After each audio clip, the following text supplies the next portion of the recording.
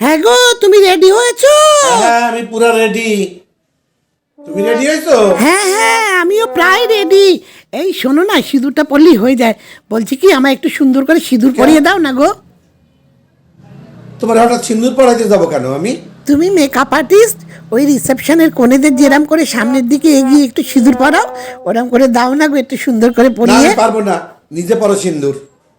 ওগো, স্বামীর হাতে সিঁদুর পরলে সংসারের মঙ্গল হয়। বাল হয়।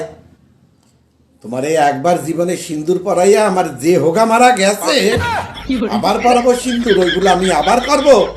ভাগো ভাগো ভাগো ভাগো ভাগো, ভাগো। নিজে পড়ো নিজে পড়ো। ওনার একটু সিন্দুর পরে। দূর হ, ছেলে মান্দিরে বেটা, লাগবে না তো সিঁদুর পরাইতে। একটু সুন্দর পরাইতে বলছিলাম। যা যা যা, ললিতারে গিয়ে পড়া, ললিতারে পড়া। হ্যাঁ পড়াবো পড়াবো, দরকার হলে ললিতারেই পড়াবো।